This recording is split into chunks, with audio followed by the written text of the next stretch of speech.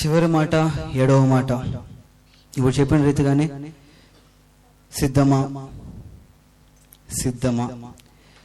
So ఈ subject మీద ఈ 7వ మాట అంతా పోతుంది. సిద్ధమా. ఎక్కడ ఒకసారి అందరూ మరణాత అంటారా? మరణాత మరణాత గట్టిగా చెప్పండి. మరణాత దానికి అర్థం తెలుసా? త్వరగా రమ్ము, వస్తే సిద్ధమా. మళ్ళీ అడుగుతున్నా, వస్తే సిద్ధమా? ఆయన వస్తున్నాడు, రాకడ అతి సమీపంలో ఉంది, సిద్ధమా. ఇప్పుడు చూద్దాం 7వ మాటని. లూకాసు వార్త 23వ అధ్యాయం 46వ వచనం. లూకాసు వార్త 23:46. అప్పుడు యేసు గొప్ప శబ్దంతో కేకవేసి తండ్రి తండ్రి నీ చేతికి నా ఆత్మను అప్పగించుకొనుచున్నానా నేను. ఆయన ఇలాగు చెప్పి ప్రాణము విడిచెను. ఇక్కడ యేసుక్రీస్తు వారు ఏం చేస్తున్నారండి? తన ఆత్మను తండ్రికి అప్పగిస్తున్నారు. సో 7 అంటే సంపూర్ణత గుర్తు. మరి మామూలుగా లోకంలో ఎవరైనా జ్ఞానం లేదా గొప్ప వాళ్ళు వారి చివరి కాలంలో ఉంటే, వారి చివరి దశలో ఉంటే, వారు పొందుకున్న జ్ఞానాన్ని, వారు పొందుకున్న సమస్తాన్ని కూడా వారి బిడ్డలకి బోధిస్తారండి. తెలుసా మీకు ఆ విషయము? వారు పొందుకున్న జ్ఞానము, పొందుకున్న ఆశీర్వాదం. సరే, మీకు అర్థమయ్యేలా చెప్పాలంటే ఒక బిజినెస్ ఉంది అనుకుందాం, ఒక పెద్ద బిజినెస్. ఆ బిజినెస్ గొప్పగా రన్ అవుతుంది, చాలా గొప్పగా రన్ అవుతుంది. సో ఆ బిజినెస్ రన్ చేసి ఆ వ్యక్తి ముసలోడు అయ్యాడు, ఆయన మరణ పడకల మీద ఉన్నాడు. ఆయన అన్ని సంవత్సరాలు సంపాదించిన జ్ఞానాన్ని, ఆయన అన్ని సంవత్సరాలు సంపాదించిన అనుభవాలంతటిని కూడా వారి తరాలకి ఇస్తారు.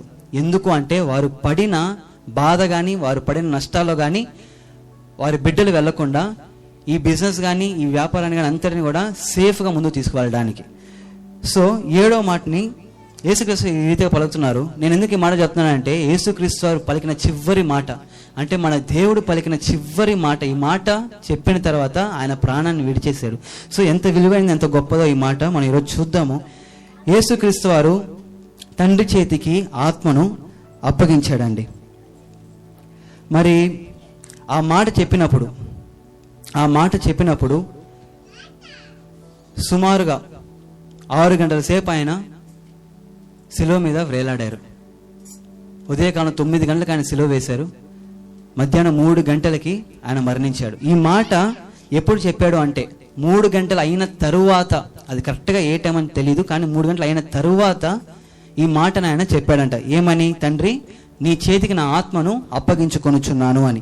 మరి ఆ మాట చెప్పినప్పుడు ఏమేమి జరిగాయంటే, అంధకారం, చీకటి అయింది. ఇందాక మనం విన్న రీతిగా చీకటి, లోకం అంతటా కూడా చీకటి కలిగింది. దాని తర్వాత ఏమొచ్చింది? దాని తర్వాత ఏం జరిగిందంటే దేవాలయపు తెర చినగడం. దీని గురించి నేను మళ్ళీ ఎక్స్ప్లెయిన్ చేస్తాను. బండలు బద్దలవడము, చనిపోయిన సమాధులు లేవడము, చనిపోయిన వారి సమాధులు లేవడము, అదే రీతిగా ఒక సైనికుడు వచ్చి సాక్ష్యం ఇవ్వడం, ఇవన్నీ సంఘటనలు జరిగాయి. దేవాలయపు తెర ఎందుకు చినిగింది అని ఒక చిన్న వివరణ ఇచ్చి నేను మెసేజ్లోకి వెళ్ళిపోతాను. దేవాలయపు తెర, దేవాలయంలో ఒక తెర ఉండేదండి. ఒక తెర ఉంటుంది. ఆ తెర యువతల పరిశుద్ధులు ఉంటారు, అవతల అతి పరిశుద్ధులు ఉంటారు. ఇటువైపు ఉన్నవారు అటువైపు పోవడానికి వీలు లేదు, ఇటువైపు ఉన్నవారు అటువైపు వెళ్ళడానికి వీలు లేదు. కానీ యేసుక్రీస్తు మరణము, యేసుక్రీస్తు వారి మరణం ఏం చేసిందంటే ప్రతి ఒక్కరిని కూడా సమానంగా చేసి ప్రతి ఒక్కరిని కూడా తండ్రికి ఒక ఫ్రీ వే చేసింది అనమాట. మధ్యలో ఏ తెర లేదు. ఇప్పుడు తండ్రికి మనకి ఏ తెర లేదు, సంపూర్ణంగా ఒక ఫ్రీ వే, ఒక ఓపెన్ వే చేసాడు యేసుక్రీస్తు వారు. సో ఆ రీతిగా అదొక సాజుసంగా ఉంటుంది అనమాట. ఇప్పుడు మనం చూస్తున్నాము తండ్రికి యేసుక్రీస్తు వారు ఆత్మను అప్పగించారు అంటున్నారు కదా. యేసుక్రీస్తు వారు తండ్రికి ఏ రీతిగా ఆత్మను అప్పగించారు, యేసుక్రీస్తు ఏ రీతిగా తండ్రికి ఆత్మను అప్పగించారు మనం చూద్దాము. ఏ రీతిగా అప్పగించారు? యేసు ఏ రీతిగా తండ్రికి ఆత్మను అప్పగించాడంటే ఆయన ఏ పాపం లేనివాడిగా ఉన్నాడు. ఆయన ఏ పాపము లేనివాడిగా ఉన్నాడు. ఆయన ఏ పాపము లేనివాడై సమస్త విషయంలో ఆయన మన వల్లే శోధింపబడ్డాడు. సమస్త విషయంలో మన వల్లే ఆయన పాప ప్రేరేపణకు గురయ్యాడు. కానీ మనకు ఆయనకున్న వ్యత్యాసం ఏంటంటే మనము పాపము చేశాము, కానీ ఆయన పాపము చేయలేదు. ఏ పాపము లేనివాడిగా ఆయన సిలువలో ఉన్నాడు అనమాట. ఏ పాపం లేనివాడిగా ఉన్నాడు, కానీ ఆయన మీద పాపం మోపబడింది, అది తర్వాత విషయము. కానీ ఇక్కడ యేసుక్రీస్తు తండ్రికి ఏ రీతిగా ఆత్మను అప్పగించాలంటే ఆయన జీవితకాలం అంతటిలో కూడా 33.5 సంవత్సరంలో ఆయన లోకంలో జీవించడం మనందరికీ తెలుసు. అందులో 3.5 సంవత్సరము ఆయన సువార్తను ప్రకటించాడు. ఆయన చేయాల్సిన పని అంతటిని కూడా ఆయన పూర్తి చేశాడు, ముగించాడు. ముగించిన తర్వాత యేసుక్రీస్తు ఈ మాటను అంటున్నారు, తండ్రి నీ చేతికి నా ఆత్మను అప్పగించుకొనుచున్నాను అని. నేను త్వరగా వెళ్తున్న, టైం ఆల్రెడీ చాలా అయిపోయింది.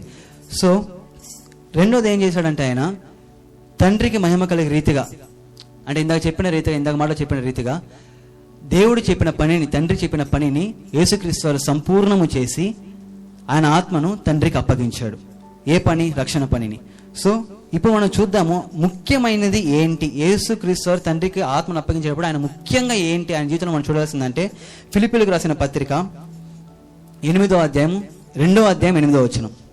ఫిలిప్పి 2:8. మరియు ఆయన ఆకారమందు మనుషుడిగా కనబడి మరణము పొందునంతగా అనగా సిలువ మరణము పొందునంతగా విధేయత చూపిన వాడై తన్ను తాను తగ్గించుకొనెను. ఇక్కడ మనం ఏం చూస్తున్నామండి? విధేయత. యేసుక్రీస్తు వారిలో ఉన్న ప్రాముఖ్యమైన లక్షణం, ఆయన చేసింది విధేయత కలిగి ఆయన ఏం చేశాడంట? ఆకారమందు మనుషుడిగా కనబడి మరణము పొందునంతగా అనగా శిలువ మరణం పొందునంతగా విధేయత చూపిన వాడే. మీకు ఒక విషయం చెప్తాను. యేసుక్రీస్తు వారు దేవుడు. ఆయన ఎక్కడి నుంచి వచ్చాడు? పరలోకం నుంచి వచ్చాడు. మనకి అంటే మనందరికీ బాగా తెలుసు. ఆయన ఇక్కడ గర్భం నందు పుట్టాడు, మానవ రీతిగానే జన్మించాడు, ఆయన పెరిగాడు. కానీ ఆయన దేవుడు, ఆయన పరమందు ఉన్నాడు. ఆయనకున్న మహిమ, ఆయనకున్న పొగడతో లేదా ఆయనకున్న ఘనత ఎంతో గొప్పది పరలోకములో. కానీ వాటంతటిని కూడా విడిచి లోకానికి వచ్చినప్పుడు ఆయన ఏ రీతిగా ఉన్నాడంటే ఎక్కడ ఆయన తన్ను తాను ఘనపరుచుకోవాలని ఎక్కడ చూడలేదు. ఎక్కడ కూడా తన్ను తాను ఘనపరుచుకొని ఎక్కడ చూడలేదు. ఈ రోజుల్లో సేవ ఎట్టవుతుందంటే ఈ కులం వాళ్ళైతే ఇట్లా, ఈ మతం వాళ్ళైతే ఇట్లా, వీళ్ళతో ఎలా ఉండాలి, వీళ్ళతో ఎలా ఉండాలి. కానీ యేసుక్రీస్తు వారు అట్లా చేయలేదండి. ఎవరినైనా ఎవరు ఆయనకన్నా తక్కువలో వచ్చినా ఎక్కువలో వచ్చినా ఆయన ఎవరు ఎలాంటి వాళ్ళు వచ్చినా కూడా యేసుక్రీస్తు వారు విధేయత చూపి ఆయన చేయవలసిన పని అంతటిని కూడా ఆయన పూర్తి చేశాడంట. మరి ఎంతగా తగ్గించుకున్నాడు అంటే సిలువ మరణము పొందునంతగా. మరణం అనేది చాలా పెద్ద విషయం అండి. మరణము అన్నది చాలా పెద్ద విషయము. ఈరోజు ఎవరి కోసమైనా మనం మరణించాలి అంటే ఒక్క సెకండ్ మనం ఆలోచిస్తాం. ఎవరి కోసం మనం మరణించాలి అంటే ఒక్క సెకండ్, ఎవరైనా కావచ్చు, నేనైనా మీరైనా. ఇప్పుడు మీరు ఎవరి కోసమైనా నేను మరణించాలి అని ఏమన్నా జరిగింది అనుకోండి, నేను ఒక సెకండ్ ఆలోచిస్తాను. ఒక్క సెకండ్. ఎందుకంటే మరణం తర్వాత ఏం లేదు. మరణం అయిపోయిందా మనం ఏం చేయలేం, అయిపోయింది. మరణం అన్నది అంత గొప్ప విషయము. కానీ యేసుక్రీస్తు వారు తండ్రికి విధేయత చూపించి మరణానికి కూడా ఆయన లోబడ్డాడు. తండ్రికి విధేయత చూపించాడు, మరణానికి లోబడ్డాడు. మరి రెండవదిగా యేసుక్రీస్తు ఏ రీతిగా ఆత్మను అప్పగించాడంటే విధేయతతో అప్పగించాడు. అర్థమైంది కదా? యేసుక్రీస్తు వారు ఏ రీతిగా ఆత్మను అప్పగించాడు? విధేయతతో అప్పగించాడు. ఇప్పుడు రెండోది మనం చూద్దాము, మనము తండ్రికి ఏ రీతిగా ఆత్మను అప్పగించాలి. యేసుక్రీస్తు వారు ఏ రీతిగా ఆత్మను అప్పగించారు చూసాము. ఇప్పుడు మనం ఏ రీతిగా ఆత్మను అప్పగించాలి? మరి ఏ రీతిగా ఆత్మను అప్పగించాలి? యాజ్ యూజువల్ అన్ని సేమే ఉంటాయి. యేసుక్రీస్తు వారు తండ్రికి ఏ రీతిగా ఆత్మ అప్పగించారు? పాపం లేనివాడిగా పరిశుద్ధంగా జీవించి, నీతిమంతుడిగా జీవించి, యేసుక్రీస్తు తండ్రి చిత్తాన్ని యేసుక్రీస్తు వారు నెరవేర్చారు. అదే రీతిగా విధేయత చూపించాడు. యాజ్ యూజువల్ మనం కూడా అదే రీతిగానే మన ఆత్మను తండ్రికి అప్పగించాలి. కానీ ఇంకొకటి ఏమన్నా చూద్దాం, ఇంకొకటి ప్రాముఖ్యమైనది ఏమన్నా చూద్దాము. రోమిలకు రాసిన పత్రిక 12వ అధ్యాయం 1వ వచనం. రోమా 12:1. కాబట్టి సహోదరులారా పరిశుద్ధమును దేవునికి అనుకూలమైన సజీవ యాగముగా మీ శరీరములను ఆయనకు సమర్పించుకొనుడని దేవుని వాత్సల్యమును బట్టి మిమ్మల్ని బతిమాలుకొనుచున్నాను. ఇట్టి సేవ మీకు యుక్తమైనది. ఏమంటున్నారు? సహోదరులారా, పరిశుద్ధమును దేవునికి అనుకూలమైన సజీవ యాగంగా. ఇక్కడ చనిపోయిన దాన్ని లేదా మృతిలో ఉన్నదాన్ని యాగంగా ఇవ్వమని చెప్పట్లేదు, కానీ సజీవ యాగంగా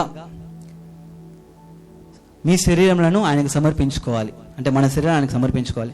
సజీవ యాగం అన్నప్పుడు మనకి ఏమేమి గుర్తొస్తాయి? సజీవ యాగం అంటే ఏంది? శ్రమ. ఈ లోకంలో మనకి శ్రమ ఉంటుంది.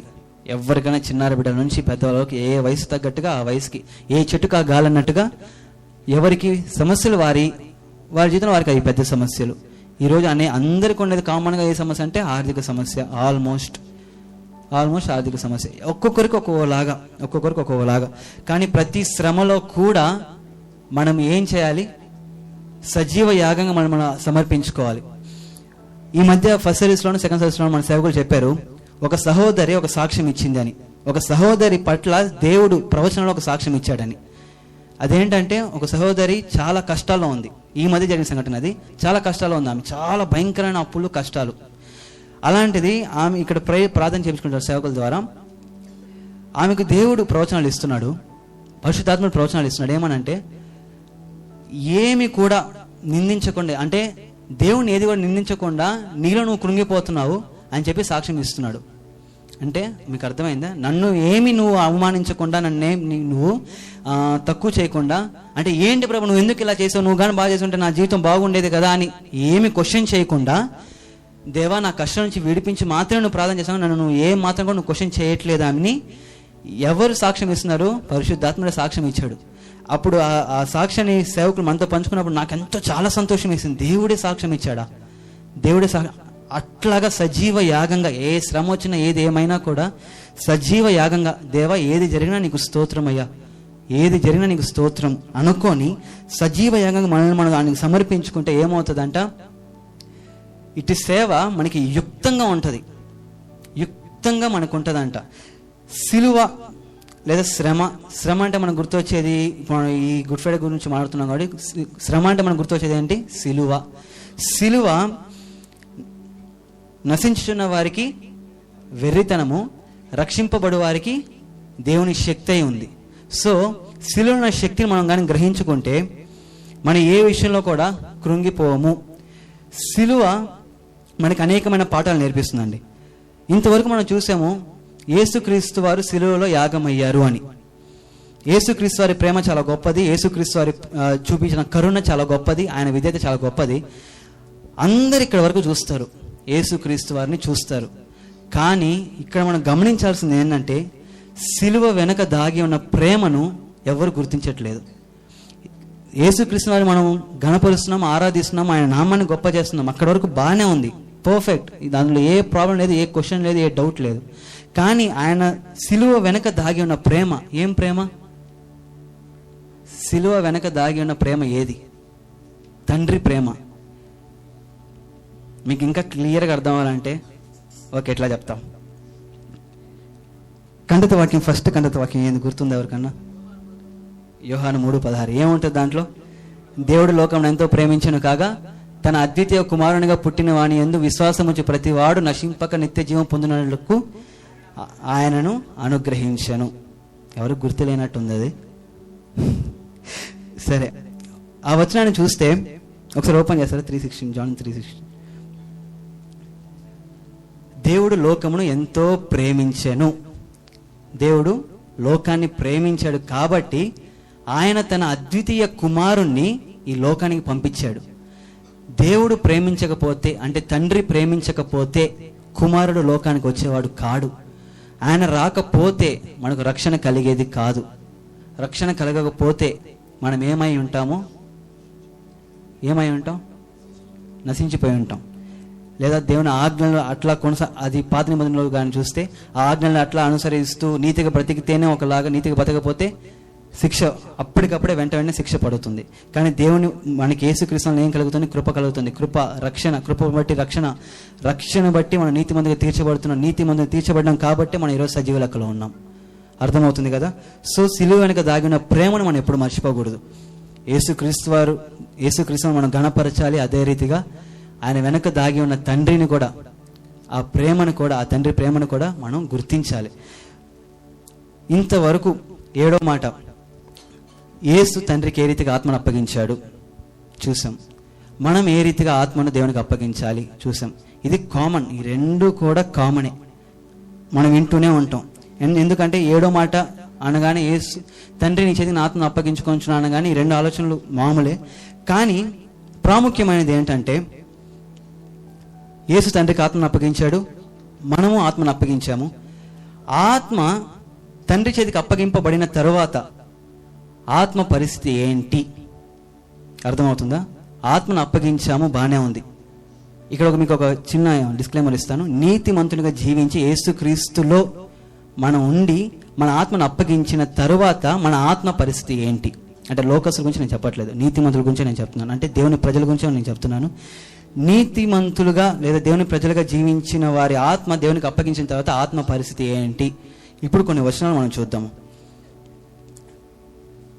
ప్రకటన 22:5. రాత్రి నీకు ఎన్నడూ ఉండదు, రాత్రి ఎన్నడూ ఉండడు. దీపకాంతి అయినను సూర్యకాంతి అయినను వారికి అక్కర్లేదు. మరలా చదవదాను, అందరూ బాగా గమనించండి వాక్యాన్ని, చాలా బాగుంటది. రాత్రి ఎన్నడూ ఉండదు, రాత్రి ఎన్నడూ ఉండదంట.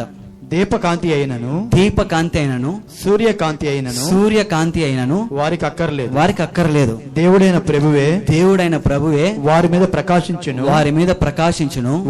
వారు యుగ యుగములు రాజ్యము చేయుదురు. ఎవరు రాజ్యం చేస్తారంట? ఎవరు రాజ్యం చేస్తారు చెప్పండి? ఎవరు రాజ్యం చేస్తారు? మనము. దేవునిలో నీతిగా జీవించిన మనము ఆయనతో కలిసి రాజ్యము చేస్తాము. కానీ దానివల్ల బెనిఫిట్స్ చూడండి. మన ఆత్మ పరలోకానికి వెళ్ళిన తర్వాత బెనిఫిట్స్ ఏంటి? రాత్రి ఉండదు, చీకటి ఉండదు, ఓకేనా? సూర్యుడు ఉండడు, సూర్యుడు కాంతి ఉండదు, ఇంకేముండదంట. దేవుడే మన మీద ప్రకాశిస్తాడంట. ఈ మాట గుర్తుపెట్టుకోండి, దేవుడు మన మీద ప్రకాశిస్తాడు. ఇప్పుడు 2వ వచనానికి వద్దాము. మత్తయి సువార్త 13:43.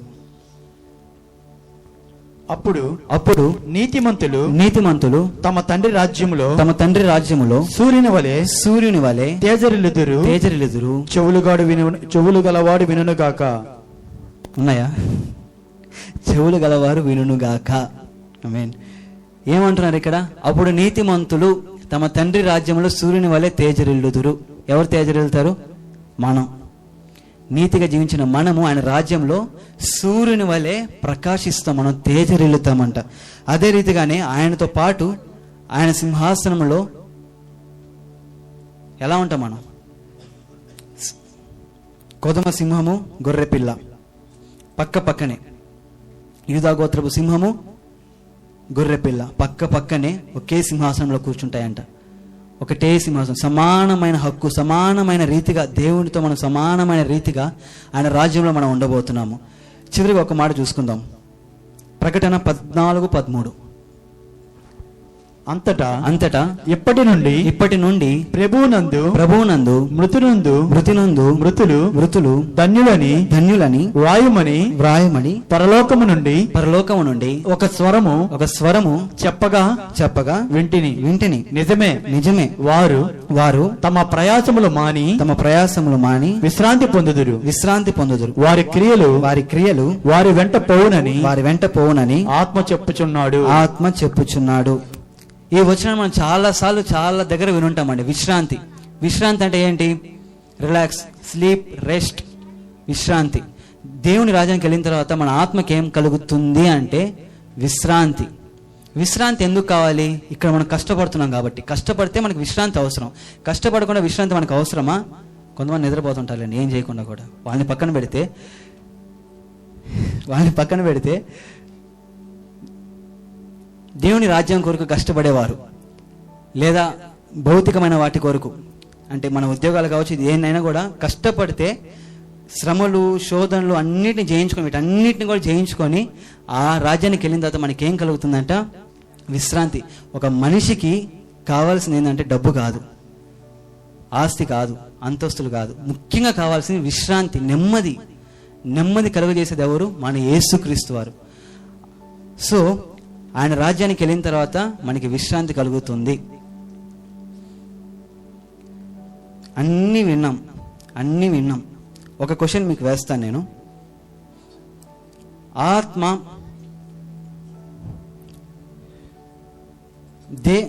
ఇట్లా చెప్తాను. ఆత్మను గురించిన ఆలోచన మీకుందా?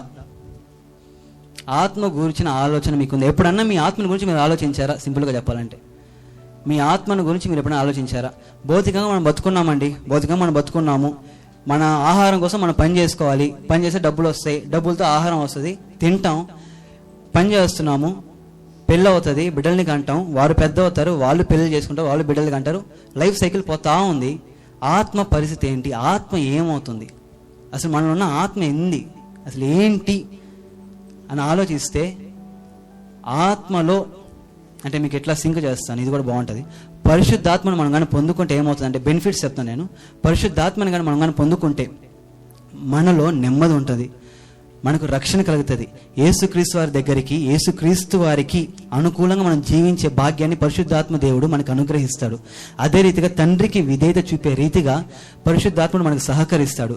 మన ఆత్మకు పరిశుద్ధాత్ముడు కానీ తోడైతే మన జీవితం ఎంతో చక్కగా వెళ్తుందని. ఈ మాటలో చివరి మాట బాగుంటుంది. వారి క్రియలు వారి వెంట పోనని ఆత్మ చెప్పుచున్నాడు. నీతిమంతుల క్రియలు, మనం అన్ని జనుల గురించి మాట్లాడట్లేదు. నీతిమంతుల వారి క్రియలు వారి వెంట వెళ్తాయంట. వారి వెంట వెళ్ళినప్పుడు దేవుడు వారికి కిరీటాలు ఇస్తాడు, ఒక బహుమానాన్ని ఇస్తాడు. కిరీటం అంటే గుర్తొచ్చింది, ఈ లోకంలో మనకి శ్రమ కలుగుతుంది. శ్రమ కలగడం కామన్. కొంతమందికి విపరీతంగా శ్రమ. మనం పరిశుద్ధ గ్రంథంలో చూసుకుంటే యోబు గారికి ఎంతో గొప్ప శ్రమ, ఉన్నదంతా కోల్పోయాడు, సమస్తాన్ని కోల్పోయాడు. ఆయన ఒక మాట అంటాడు, శోధింపబడిన మీదట నేను సువర్ణముగా మారుతానని. శోధింపబడిన మీదటనే అంటే ఆ పరీక్షలో నిలబడితేనే సువర్ణంగా మారుతాను. ఈరోజు మన మీద ముళ్ళ కిరీటం లేకపోతే, ఈరోజు మనకు ముళ్ళ కిరీటం అనేది లేకపోతే మహిమగల కిరీటము లేదు. అర్థమవుతున్నా నా మాట?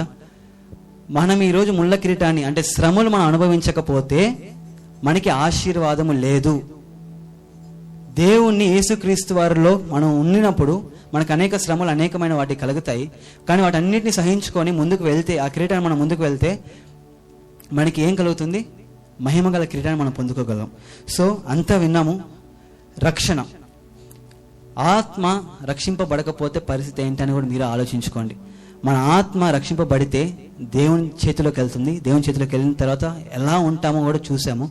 సో ఈ రీతిగా మనం మన ఆత్మను అప్పగించుకుందాము. ఒకటి గుర్తు చేస్తున్నాను మరొక మారు, చివరి మాటగా నేనే చెప్తున్నాను. రాకడ అతి సమీపంలో ఉంది. రాకడ అతి సమీపంలో ఉంది. ఎప్పుడు ఏ క్షణం ఏమవుతుందో మనకి తెలీదు. ఇప్పుడే మనం అనేకమైన వార్తలు వింటున్నాం. మన చుట్టుపక్కల అనేక విషయాలు జరుగుతున్నాయి. ఊరికే ఎగ్జాంపుల్ తీసుకొని గ్యాస్ లేదు, పరిస్థితులు ఇట్లా మారుతున్నాయి. కానీ ఎప్పుడు ఏ రోజు ఎప్పుడు ఆయన వస్తాడో తెలియదు. సో మన మటుకు మనం మన ఆత్మను సిద్ధం చేసుకొని మన డ్యూటీలలో మన ఒక డ్యూటీలో నూనె కరెక్ట్గా ఉందా లేదా మన ఆత్మలు సిద్ధంగా ఉన్నాయా లేదా సరిదిద్దుకొని చూసుకొని పరిశీలించుకొని మన ఆత్మలు ఆయన కానీ అప్పగించుకుంటే నిరంతరము ఆయనతో జీవిస్తూ ఆయనతో రాజ్యము చేస్తూ ఆయనతో యుగ యుగములు ఆయనతో కలిసి సమానంగా మనం జీవిస్తాము. ప్రభు కొద్ది మాటలను దీవించును గాక. ఆమేన్.